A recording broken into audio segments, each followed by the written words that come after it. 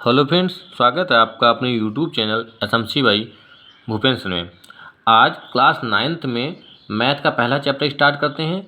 इसकी पहली एक्सरसाइज जो है प्रश्नावली 1.1 उसको आज पूरा कंप्लीट कर लेंगे। पहला क्वेश्चन दिया है, क्या शून्य एक परिमेय संख्या है? क्या आप इसे P/Q के रूप में लिख सकते हैं? और जहाँ पे P और Q क्या है, पूर्णांक है, और Q का मान 0 के बराबर नहीं है।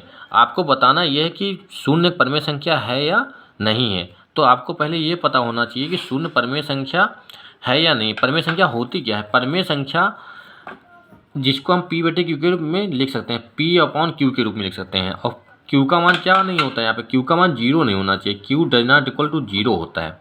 जैसे 1/2 है तो ये परिमेय संख्या है क्योंकि Q का मान यहाँ पे 0 नहीं है। 3/2 है तो ये Q का मान 2 है। ऐसे ही आपको बताना कि शून्य जो है, 0 जो है, 0 परिमेय संख्या है या नहीं है। तो आपको पता होगा कि 0 को हम क्या लिख सकते हैं? 0 को 0/1, 0/2 इसको लिख सकते हैं क्योंकि 0/2 का मान 0 ही आएगा। ये नहीं लिख सकते। 2/0 का मान क्या होता है? ये तो इन्फिनिटी होता है। तो पहला क्वेश्चन जो आपका है इसको लिखेंगे हम, हाँ शून्य एक परिमेय संख्या है।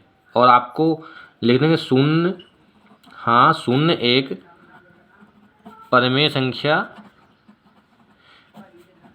संख्या है। आपको ऐसे लिख देना है। और अगर आपको दिखाना है तो इसको लिख देंगे 0 बराबर 0/1, 0/2, 0/3, डॉट डॉट। क्योंकि यहाँ पे P का मान कितना है? P का मान हो जाएगा 0 और Q का मान पहले में 1 हो जाएगा, इसमें Q का मान 2 हो जाएगा, इसमें Q का मान 3 हो जाएगा। और आपको बताना इसमें यही था कि शून्य परिमेय संख्या है या नहीं है। शून्य परिमेय संख्या है। आप एग्जाम्पल की सहायता से बता सकते हैं कि 0/1, 0/2 ये हो जाएगा। फिर अगला क्वेश्चन दिया है, दूसरा क्वेश्चन दिया है कि 3 और 4 के बीच 6 परिमेय संख्याएं बतानी है। 3 और 4 के बीच, दूसरा क्वेश्चन क्या है? 3 और 4, दूसरा क्वेश्चन 3 और 4 के बीच 6 संख्याएं बतानी है, परिमेय संख्याएं। तो बहुत सिंपल, इसके बीच में बहुत सारी संख्याएं होंगी तो इसमें हम ऐसी संख्या से गुणा करते हैं उनके बीच की संख्या हमें आसानी से मिल जाए। तो ऐसा नहीं कि आप आंसर में जो दिया है वही उसी से गुणा कराएं, आप अपनी मर्जी से किसी भी संख्या से गुणा कर सकते हैं। लेकिन बड़ी संख्या होगी तो आसानी से उसके मान बीच के निकल सकते हैं। तो इसमें हम अगर 7 से ऊपर नीचे करें, 7 से ऊपर कर देते हैं, 7 से नीचे कर देते हैं दोनों में, तो कितना हो जाएगा? ये 7 या 21 बटे में 7, ये हो जाएगा 7 चौक 28 और बटे में 7।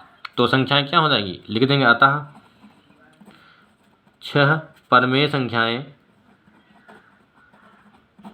6 परिमेय संख्याएं क्या हो जाएंगी? क्या हो जाएंगी? ये वाली ये हो जाएंगी। पहली हो जाएगी 21 के बाद क्या आएगा? 22, 22/7, 23/7, 24/7, 25/7, 26/7, 27/7। तो ये इसका आंसर हो जाएगा। सिंपल सा है। आपको 6 संख्याएं बतानी है तो 6 संख्याएं लिख देंगे, 4 बतानी होंगी तो 4 लिख देंगे, 5 बतानी हो तो 5 लिख देंगे। आपको इसी तरीके से लगाना है। अगला क्वेश्चन दिया है, अगला क्वेश्चन है 3/5 और 4/5 के बीच 5 परिमेय संख्याएं बतानी है। 3/5 और 4/5 सिंपल सा है। ये क्वेश्चन नंबर है 3। ये NCERT बुक है आपकी, ये आपको इंग्लिश मीडियम में भी मिल जाएंगी इसी प्रकार के क्वेश्चन। और जो हिंदी मीडियम में चलती है आपकी NCERT, तो आप इसको चैप्टर वाइज शुरुआत से आप इसी प्रकार से नोट्स बना सकते हैं। और सारे क्वेश्चन आपको इसी प्रकार से मिले। जो न्यू बुक आई है उसमें आपका सिलेबस भी चेंज है, तो आपको नई बुक से करना है और सारे इंपॉर्टेंट क्वेश्चन उनको अच्छे से तैयार कर लेना है। ये क्या दिया है? 3/5 और 4/5, इसके बीच के हमें संख्याएं बतानी है। कितनी? 5। तो गुणा कर देंगे, चाहे 7 से करिए, 6 से या 5 से, किसी भी संख्या से गुणा कर दो। अगर हम 7 से करेंगे, 7 या 21, 7 चौक 28, 6 से करेंगे 6 या 18, 6 चौक 24। 5 संख्याएं बतानी है हमें। 7 से कर देते हैं, 7 से करेंगे 7 या 21 बटे में 35 और ये हो जाएगा 7 चौक 28 बटे में 35। संख्याएं कौन कौन सी हो जाएंगी? अतः क्या हो जाएगा? 5 परिमेय संख्याएं क्या हो जाएंगी?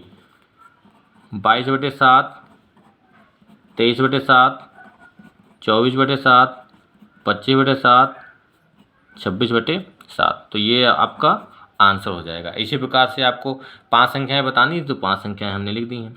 इसी प्रकार से आपने पहला क्वेश्चन लगाया था। फिर आगे दिया है, आगे सत्य असत्य दिए हैं, नीचे दिए गए कथन सत्य है असत्य कारण से, तो आपको उत्तर देना है। प्रत्येक प्राकृतिक संख्या एक पूर्ण संख्या होती है, तो ये आपको पहले पता होना चाहिए प्राकृतिक संख्या क्या होती है और पूर्ण संख्या क्या होती है। प्राकृतिक संख्या क्या होती है? प्राकृतिक संख्या होती है नेचुरल नंबर, जैसे 1 2 3 4 5। और पूर्ण संख्या क्या होती है? पूर्ण संख्या आपका 0 से होता है, 0 1 2 3। तो प्राकृतिक संख्या सारी पूर्ण संख्या में मिल जाती हैं, तो आपको इसमें मिल गया, तो ये वाला तो सही हो जाएगा। प्रत्येक पूर्णांक एक पूर्ण संख्या होती है। प्रत्येक पूर्णांक का आपका प्लस का भी होता है माइनस का भी होता है, तो पूर्ण संख्या तो होता नहीं, ये गलत हो जाएगा। ये है परिमेय संख्या। परिमेय संख्या तो बटे में भी हो जाती है लेकिन पूर्ण संख्या नहीं होती, तो ये भी गलत हो जाएगा।